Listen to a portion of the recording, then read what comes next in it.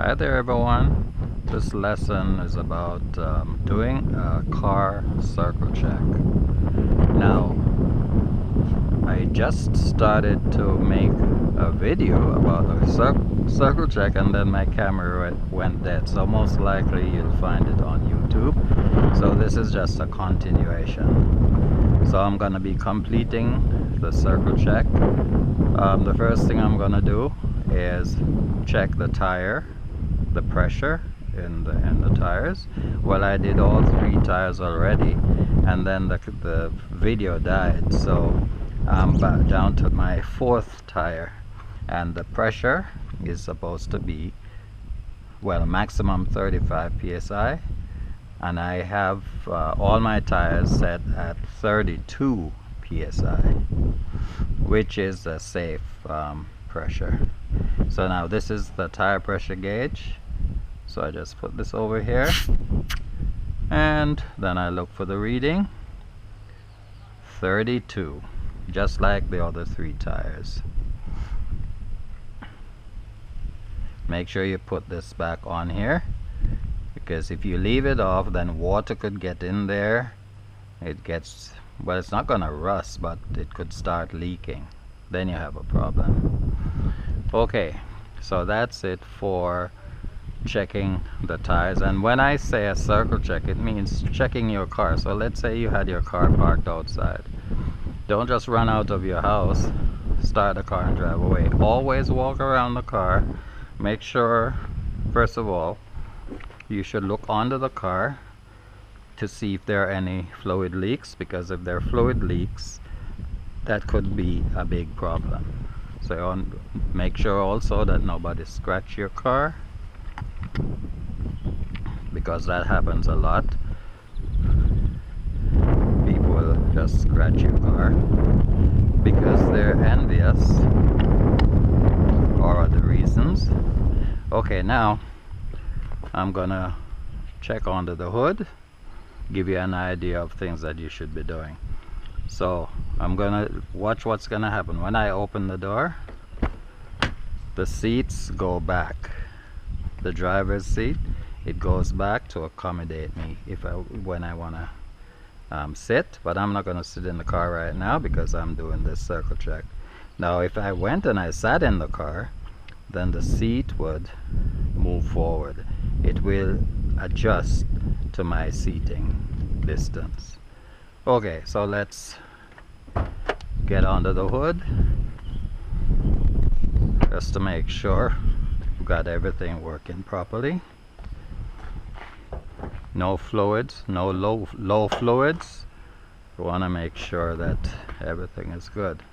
Now this of course is for your cooling system, and as you can see, it's full. It's at the max. This is for, and I guess you can see it, it's for your windshield washer fluid. So don't go putting engine coolant into the the windshield washer reservoir. Make sure you read and follow the directions. This is for where you put your oil for this car, your motor oil. But one thing I don't know about this car, I don't know where to find the dipstick for the transmission fluid. So I guess one of these days I'll go to the dealer and find out where that is. This car was bought brand new, like with 9 kilometers on the odometer, just 9. And right now it has just over 10,000 kilometers, so it's brand new. Now the air filter would be somewhere in here. I won't be messing around with it, because they say if it's not broke, don't fix it. So I don't want to mess around. This is for the battery, and you can see the battery terminals, they're clean, so you don't have to worry about anything. Now over here, this is your brake fluid, and that's full. So basically that's all you can do. if you're not a mechanic. You just have to check for your fluids, make sure they top up. And since I'm in here and the car's been sitting for a while, I'll just check the oil, because my driveway is quite flat, and I can see that the oil is at the maximum. I didn't have to wipe it off. I could see where it starts and where it stops, so I've got enough oil. And that's basically it.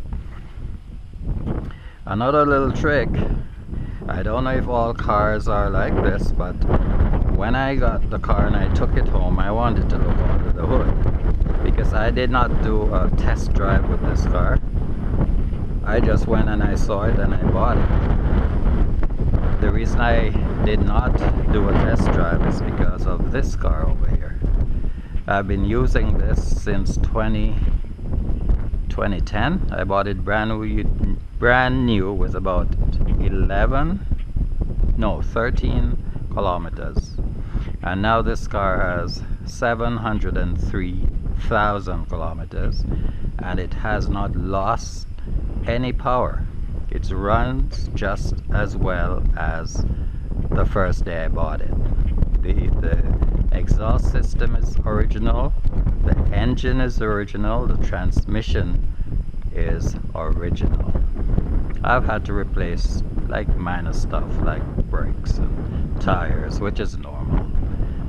Okay, so I did not do a test drive on this because I expect this car to be just as reliable as that one over there. Now that vehicle though, the difference is that that's a V6 and this is a four-cylinder, 190 horsepower, while that car is 249 horsepower. So there's a difference in power, but hopefully this car will be as reliable as that one. That's why I'm not getting rid of it.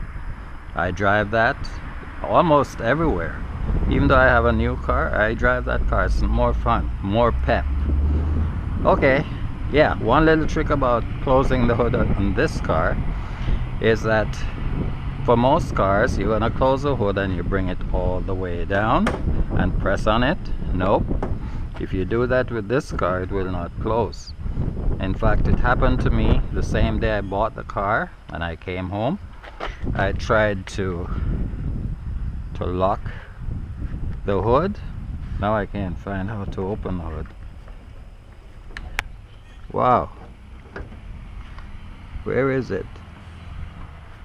Oh, here. Yes. So when I came home, I checked out under the hood and I could not lock it. I had to call the dealership, and then my salesperson, she told me how to do it. So you have to bring it down about a foot and then let it go. That's how you lock it, with a big bang. Okay, so we've completed our circle check, and like I said, I started to do the video and I checked this tire, that tire, and the other one on the right, and then the video died. So I only checked the fourth tire, and of course I did the under the hood checks. So that's basically it for this video. Hope you learned something, and remember, you need this. Okay, this is your tire pressure gauge. It's necessary because you just don't want to be driving on a flat tire, and you do need you need a tire inflator. You should have one in your car. In fact, let me show you what a tire inflator looks like. I've got everything in this old car.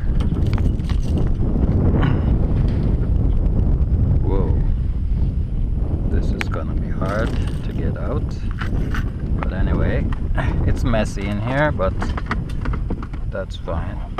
This I have if I'm gonna be changing the oil in my cars.